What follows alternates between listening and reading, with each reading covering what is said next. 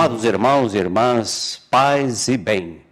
Meu nome é Acácio, eu sou diácono permanente da Capelania Militar Nossa Senhora de Loreto, na Escola de Especialistas de Aeronáutica. Estamos aqui hoje para uma conversa sobre o livro sagrado, a Bíblia Sagrada. Lembrando que setembro, mês da Bíblia, e todo ano a CNBB escolhe um dos livros da Sagrada Escritura para um aprofundamento. Neste ano de 2021, o livro escolhido é a Carta de São Paulo aos Gálatas. A CNBB preparou subsídios para o estudo, para círculos bíblicos, mas nós vamos nos antecipar falando rapidamente, num contexto breve, situando a Carta aos Gálatas. Primeiramente, gostaria de lembrar que dentro da Sagrada Escritura, o Novo Testamento, são 46 livros, são 27 livros, e desse total, mais da metade, 2/3 do Novo Testamento é de cartas, as 13 cartas de São Paulo, a carta aos Hebreus, que não se conhece exatamente o autor, carta de São João, são 3, carta de São Pedro, são 2, Tiago, Judas e assim por diante.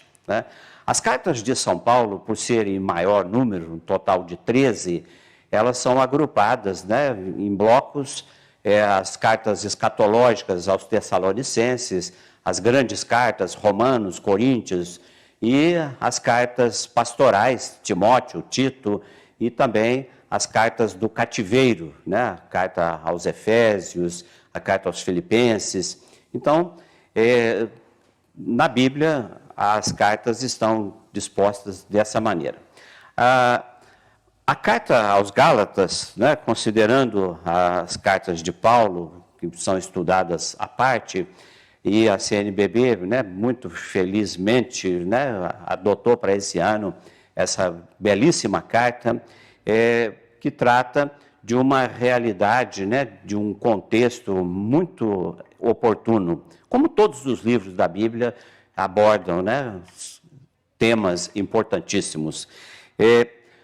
Por que ela é chamada de carta aos Gálatas? Lembrando, meus irmãos e minhas irmãs, que Paulo escreveu para indivíduos, escreveu, por exemplo, carta a Filemon, uma pessoa, escreveu carta para comunidades de Coríntios, de Romanos, de Tessalônica, de Colossos, e escreveu essa carta a uma região, Galácia. Essa região da Galácia fica situada na antiga Ásia Menor, hoje chamada de Turquia, numa região central, ali aos arredores dessa região, as cidades que compõem essa região, a Frígia, a cidade de Porto, da Capadócia, que é muito conhecida pelo seu turismo dos balões, a cidade de São Jorge. Então, por isso, a carta não é endereçada a uma única comunidade, mas a uma região onde o assunto era pertinente a todas elas. E também é importante a gente lembrar que o autor da carta, é muito importante, antes de adentrar o conteúdo, é conhecer um pouco dessa figura fantástica, o Paulo apóstolo, o apóstolo dos gentios, o apóstolo dos pagãos. Podemos falar com bastante credibilidade que Paulo, depois de Jesus Cristo, é o personagem mais fascinante do Novo Testamento, do cristianismo nascente. Paulo, nascido na cidade de Tarsis, ou de Tarso, Paulo também chamado de Saulo, ele nascido ali naquela região próximo, bem próximo da região da Galácia, na cidade de Tarsis, e ele, nós podemos ter, nós temos, na verdade, uma característica muito boa com relação ao autor, porque dele mesmo nós encontramos muitas informações no conteúdo dos seus escritos. Nós sabemos com bastante certeza que Paulo tinha cidadania romana, né? Além de ser um hebreu, né? Nascido no povo judeu. Paulo, ele tem a sua cidadania romana, né? Adquirida por seu pai, que era uma pessoa de posse, e também é importante lembrar que Paulo, né, por conta disso, ele participa, ele tem na sua formação 3 culturas, né? A cultura romana, né, guerreiro, lutador, a cultura hebraica, essencialmente religiosa, e a cultura helenista, né, a cultura grega, filosófico, né, dessa forma. Então, e Paulo, né, bem rapidamente, né, falando algumas características da sua pessoa, Paulo nascido, né, dentro do farisaísmo, né, depois ele mesmo vai se auto-intitular, eu sou fariseu, né, eu vivi a essência do farisaísmo. E nós podemos dividir a vida dele em 4 períodos.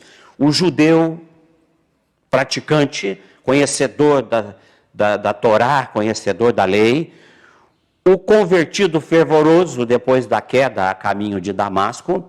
Depois disso, ele vai se tornar um itinerante, né, um missionário com as suas grandes viagens, e finalmente ele vai também, né, como prisioneiro na sua prisão, ele vai ser o grande organizador das comunidades. Então, rapidamente, brevemente, né, assim, muito sucinto, é muito importante, né, que se leia a carta, mas a primeira formação de Paulo, né, aconteceu na sua casa, como era próprio das famílias, né, do farisaísmo, e depois, aos 15 anos mais ou menos, ele vai para Jerusalém estudar, né, como diz a Bíblia, aos pés de Gamaliel, que era, né, o rabino dos rabinos, né, o grande conhecedor da Torá, e ali então ele adquire, né, o fervor, a garra, ele adquire, né, a busca, né, pela excelência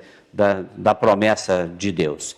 E depois, né, 20 e poucos anos depois de chegar em Jerusalém, ele vai dar início à sua história, né, de grande perseguidor dos cristãos, né, que estão começando a surgir, e ele vai deliberadamente, né, livremente pedir autorização às autoridades para ir em busca dos cristãos, aonde quer que eles estivessem, e a caminho de Damasco ele né, lançado ao solo, e aí Jesus vai interrogá-lo, né, Paulo, Saulo, Saulo, por que você me persegue?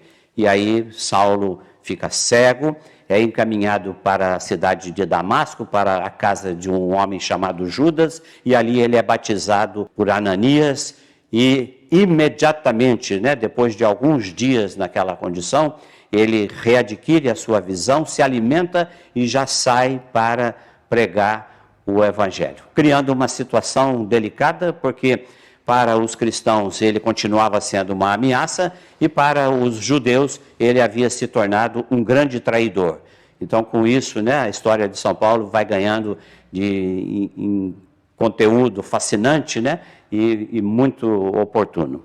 E depois ele inicia a sequência de 3 viagens missionárias, e a partir delas, né, a partir do êxito dessas viagens, aonde ele vai converter gentios, pagãos, por onde ele passa, e ao mesmo tempo, já na primeira viagem de São Paulo, quando ele começa o seu retorno para a cidade de Antioquia, na Síria, de onde ele saiu, ele começa a demonstrar o zelo apostólico pelas comunidades que ele havia constituído ao longo da sua primeira viagem e nas demais, de tal forma que ele volta e no capítulo 14, né, do livro dos Atos dos Apóstolos, fala que ele volta preocupado em saber como que as comunidades criadas por ele estavam se comportando, né?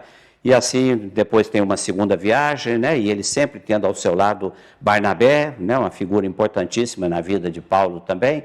E uma segunda viagem, uma terceira viagem, e por conta, né, de acusações, e ele é feito prisioneiro quando ele volta da terceira viagem, e fica prisioneiro durante algum tempo, não se definia a situação dele. Ele pede para ser levado ao tribunal romano, na presença de César, e ele vai levado para Roma numa viagem muito atropelada, cheia de acidentes, e em Roma ele fica, né, prisioneiro domiciliar, digamos assim, usando uma tornozeleira eletrônica, e ali ele podia receber as pessoas, né, que o procuravam para saber por que ele estava ali e qual era a mensagem que ele tinha, né, para a comunidade de Roma.